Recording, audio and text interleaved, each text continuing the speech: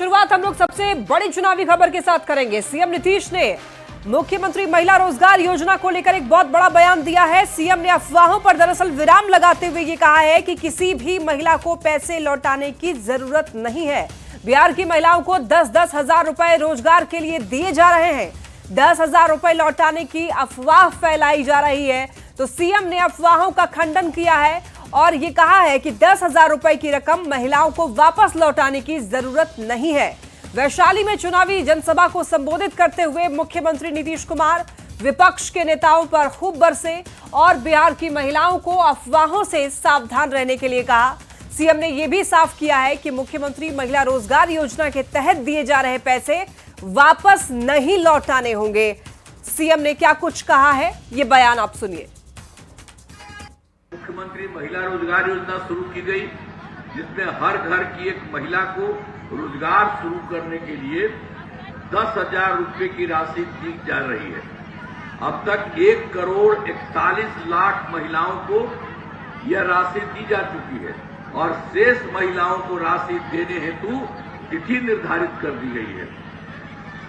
इनका रोजगार अच्छा चलेगा, जिसमें 2 लाख रुपए तक की अतिरिक्त सहायता भी दी जाएगी। कुछ लोग अफवाह फैला रखे हैं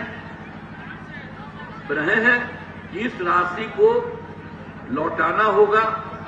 यह राशि सहायता के रूप में दी जा रही है और इसे लौटने का कोई सवाल ही नहीं है। आइए हम लोग बढ़ते हैं खबरों में आगे। मुख्यमंत्री नीतीश कुमार पूरी तरह से चुनावी मोड में हैं।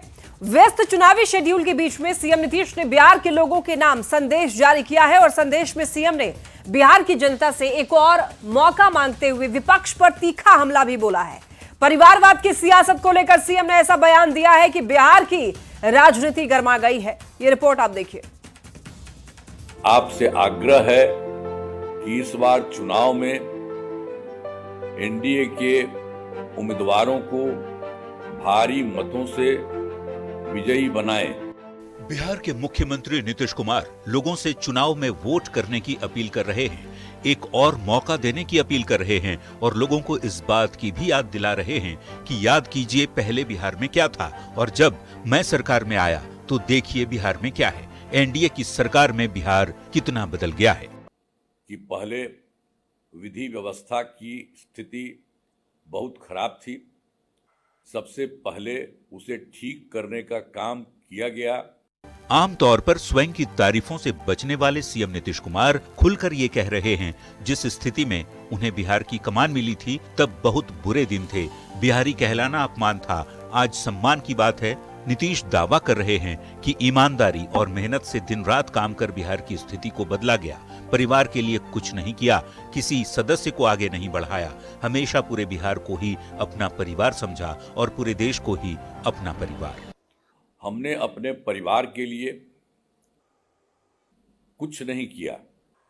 अब बिहारी कहलाना अपमान का नहीं, सम्मान की बात है। परिवारवाद को लेकर सीएम नीतीश का हमला जाहिर तौर पर आरजेडी और कांग्रेस पर है।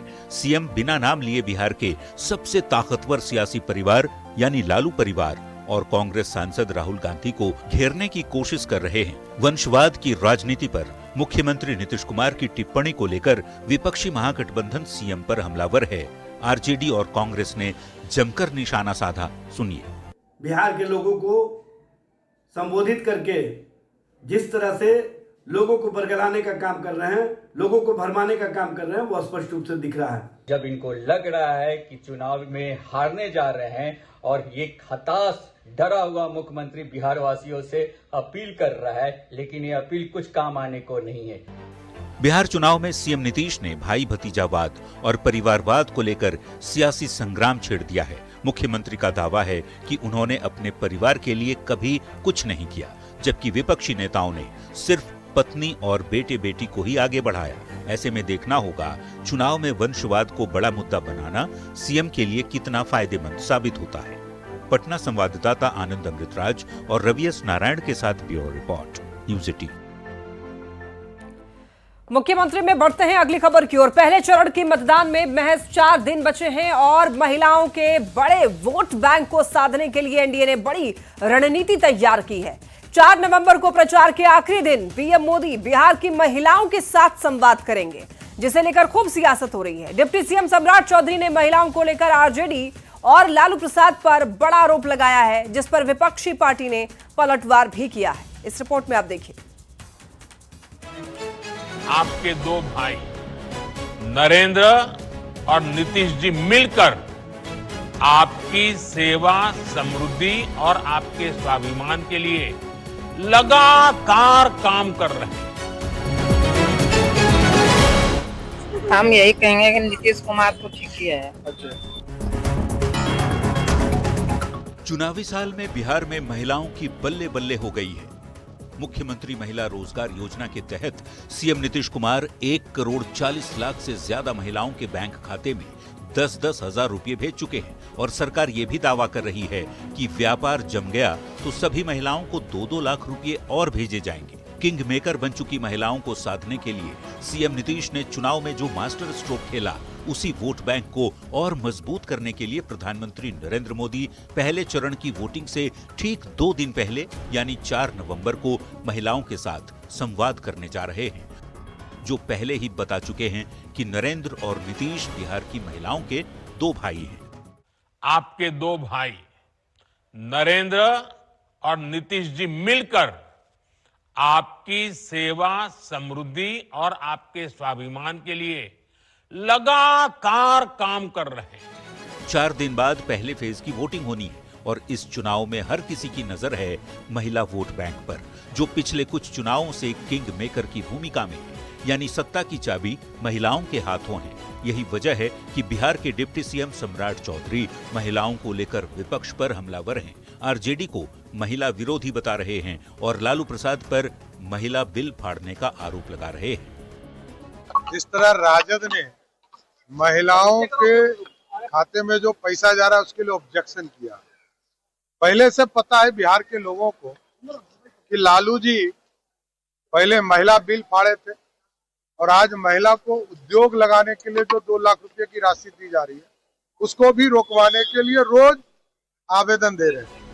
डिप्टी सीएम सम्राट चौधरी ये भी आरोप लगा रहे हैं कि आरजेडी के लोग महिलाओं का पैसा रोकने के लिए निर्वाचन आयोग को आवेदन लिख रहे हैं, महिला सशक्तिकरण में गतिरोध पैदा करने की कोशिश कर रहे हैं। उद्योग लगाने के लिए जो पैसे महिलाओं के खाते में भेजे जा रहे हैं, आरजेडी उसे रोकने की कोशिश कर रही है।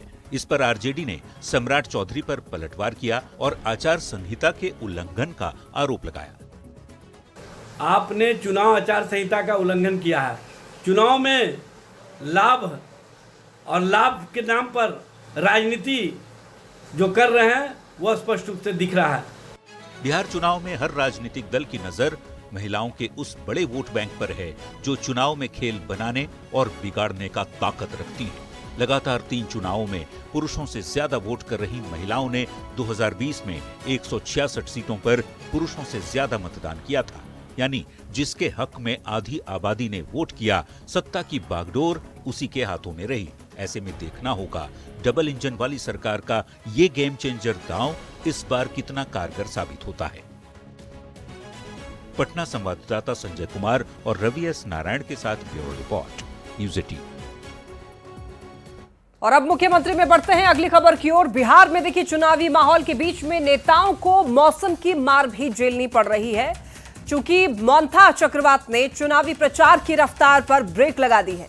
लगातार दूसरे दिन भी कई बड़े नेताओं का हेलीकॉप्टर नहीं उड़ पाया, जिसके कारण 20 से भी ज्यादा जनसभाओं को रद्द करना पड़ गया। तेज आंधी, भारी बारिश और जबरदस्त तूफान के बीच कई चुनावी रैलियां खराब मौसम की भेंट चढ़ गई। देखिए रिपोर्ट। बिहार विधानसभा चुनाव को लेकर शनिवार का दिन नेताओं की रैलियों और सियासी बयानबाजी से भरा रहा, लेकिन खराब मौसम ने कई नेताओं के कार्यक्रम को प्रभावित कर प्रचार की रफ्तार पर ब्रेक लगा दिया। मोंथा चक्रवात ने ऐसी आफत बरसाई कि खराब मौसम के कारण कई राजनीतिक दलों के बड़े नेताओं के हेलीकॉप्टर उड़ान ही नहीं भर सके। नतीजा ऐसा रहा कि 20 से ज्यादा चुनावी सभाएं रद्द करनी पड़ी।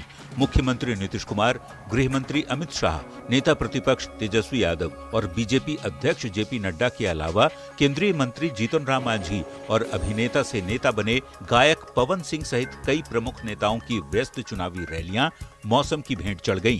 शाह जैसे बड़े नेता को भी निर्धारित सभाओं में जाने की बजाय मोबाइल के जरिए ही नेताओं को संबोधित करना पड़ा। कि इस बार भी अपना ये रिकॉर्ड गोपालगंज के मतदाता संभाल कर रखेंगे। मैं फिर से एक बार आप सब लोगों के सामने पर्सनली नहीं आ पा रहा हूं, रूबरू नहीं आ रहा हूं, इसलिए आप सबसे क्षमा प्रार्थी हूं। तेज आंधी और बारिश ने आम लोगों के साथ ही चुनावी माहौल का भी मजा खराब कर दिया। रैलियों का रिकॉर्ड बनाने में जुटे महागठबंधन के मुख्यमंत्री पद के उम्मीदवार तेजस्वी यादव भी खराब मौसम की वजह से सभा स्थल नहीं पहुंच सके। तेजस्वी ने काफी देर तक मौसम में सुधार होने का इंतजार किया और जब स्थिति नहीं सुधरी तो वीडियो कॉन्फ्रेंसिंग से ही चुनावी सभाओं को संबोधित किया। पूरा साहेबगंज जो है आज आया हुआ है मैदान में। हमें बड़ी पीड़ा हो रही है कि हम मौसम खराब होने के कारण हेलीकॉप्टर नहीं उड़ पा रहा, आप लोगों के बीच नहीं आ पा रहे। हालांकि जब मौसम में सुधार हुआ तो नेता प्रतिपक्ष तेजस्वी यादव सिवान के रघुनाथपुर में रैली के लिए पहुंचे और शहाबुद्दीन के बेटे ओसामा शहाब के लिए वोट मांगते हुए नीतीश सरकार पर जमकर बरसे। उधर कांग्रेस सांसद प्रियंका गांधी वाड्रा भी बेगूसराय के बछवाड़ा में चुनावी जनसभा को संबोधित करने पहुंची और एनडीए सरकार पर वोट के अधिकार को कमजोर करने और बांटने की राजनीति का आरोप प्रधानमंत्री पर लगाया। 20 साल आगे की बातें करेंगे, भविष्य की लंबी बात कि भाई 2050 में हम ऐसा करेंगे, या फिर वो अतीत की बातें करते हैं कि जवाहरलाल नेहरू ने ये बिगाड़ दिया, इंदिरा गांधी ने वो बिगाड़ दिया, ये बातें करते हैं। कभी आपके वर्तमान की बात करते हैं। एक ओर प्रियंका गांधी और तेजस्वी ने सरकार बदलने की मांग की तो दूसरी ओर सीएम नीतीश ने भी लगातार दूसरे दिन धुआंधार प्रचार का खूंटा गाड़ दिया। खराब मौसम के बीच मधुबनी के हरलाखी में सीएम नीतीश ने रोड शो किया। हजारों कार्यकर्ताओं का उत्साह देख मुख्यमंत्री रोड शो के दौरान अपने रथ से उतर गए और लोगों का अभिवादन किया। हरलाखी के उम्मीदवार को पाग और माला पहनाकर जीत का आशीर्वाद भी दिया। रोड शो में मौजूद जेडीयू सांसद संजय झा ने सीएम नीतीश की जमकर तारीफ की और सोशल मीडिया पर फोटो पोस्ट कर उनके जज्बे को सलाम किया। मुख्यमंत्री के मिशन में खराब मौसम भी खलल नहीं डाल पाया, ये बताने की कोशिश की। पटना संवाददाता रवि एस नारायण के साथ ब्यूरो रिपोर्ट, न्यूज़ 18। बढ़ते हैं अब अगली खबर की ओर। प्रधानमंत्री नरेंद्र मोदी कल एक बार फिर से बिहार आ रहे हैं और पीएम देखिए 1 नवंबर को आरा और नवादा में जनसभा को संबोधित करेंगे। इसके बाद शाम को पटना में पीएम का रोड शो होना है। पहले फेज की वोटिंग वाले दिन तक पीएम मोदी की बिहार में कई जनसभाएं हैं। इस रिपोर्ट में आप देखिए।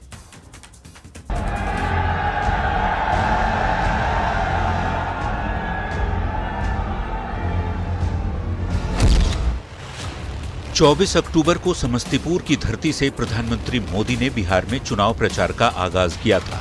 अब एक बार फिर धुआंधार रैलियों के जरिए पीएम मोदी मिशन बिहार को तेज करने जा रहे हैं। प्रधानमंत्री रविवार यानी 2 नवंबर को आरा और नवादा में जनसभा को संबोधित करेंगे। इसके बाद पटना में शाम को एनडीए के पक्ष में रोड शो करेंगे और पटना जिले की सभी सीटों का चुनावी गणित भी साधेंगे। 3 नवंबर को कटिहार और सहरसा में पीएम की जनसभा होगी। 4 नवंबर को बिहार की महिलाओं से प्रधानमंत्री मोदी संवाद करेंगे, जबकि 6 नवंबर को जिस दिन पहले चरण की वोटिंग होनी है उस दिन भागलपुर के हवाई अड्डा मैदान और अररिया के फारबिसगंज में विशाल जनसभा को प्रधानमंत्री संबोधित करेंगे।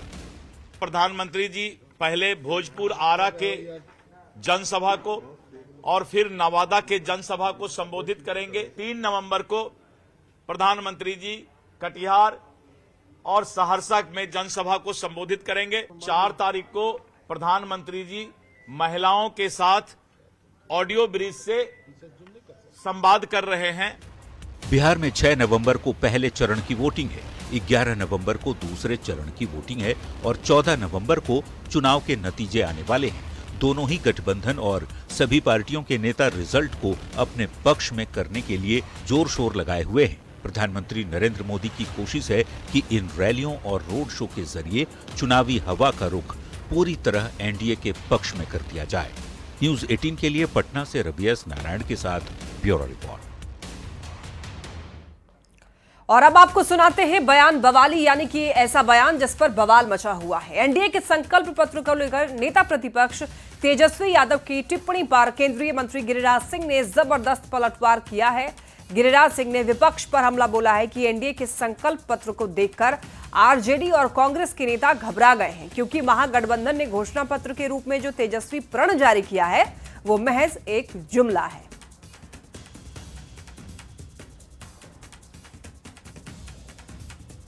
तेजस्वी यादव और कांग्रेस के लोग जिस ढंग से बौखला गए, लगा कि बिरनी काट लिया हो, ऐसे उछल गए एनडीए के संकल्प पत्र को देख करके, क्योंकि उन्होंने जो तेजस्वी का प्रण दिया, हमको समझ में नहीं आ रहा है कि ये तो लगा कि प्राण जाए राजा रामचंद्र की तरह बोल रहे हैं, जबकि भ्रष्टाचारी का डीएनए है उनका।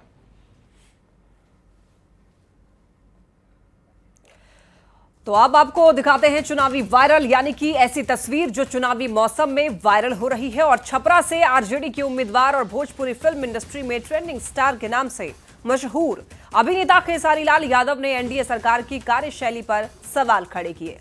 खेसारी ने पीएम मोदी और सीएम नीतीश के काम पर प्रश्न खड़े किए, जिस पर बीजेपी ने पलटवार किया है। भोजपुरी अभिनेता से नेता बने पवन सिंह और बीजेपी सांसद मनोज तिवारी ने खेसारी लाल यादव पर तीखा हमला बोला है। और पवन सिंह ने ये नसीहत दी कि खेसारी को 20 साल पहले वाले बिहार से आज के विकसित बिहार की तुलना करनी चाहिए, खेसारी को विकास दिखेगा। जबकि इधर सांसद मनोज तिवारी ने तंज कसा है कि कुछ लोग राजनीति में आकर महागठबंधन की भाषा बोलने लगे हैं, ऐसे लोगों को ज्यादा बयानबाजी से बचना चाहिए। 15 साल पहले का बिहार देखिए और आज का देखिए, फर्क है या नहीं है ना? तो विकास क्या है क्या नहीं सब आपको सामने दिखेगा। वो पार्टी का जैसा आदेश होगा वैसा काम होगा। बिल्कुल, बिहारी कहलाना गर्व की बात है, ये है हम बिहारी हैं, गर्व के साथ बिहारी हैं। अब देखिए धीरे धीरे जो महागठबंधन का असली स्वरूप है वो उसके नेताओं के जुबान पे आने लगी है। जो जंगल राज की किसी भी तरफ से तरफदारी करते हैं वो बिहार का कितना सुरक्षा करेंगे ये आप सबके सामने आ रहा है। कि आज के एपिसोड में फिलहाल इतना ही। आप देखते रहिए न्यूज 18 बिहार झारखंड। लालटेन वालों ने जंगल राज दिया, अब हम लोग कभी उसके साथ नहीं जा सकते हैं। एक मौका तेजस्वी को दीजिए।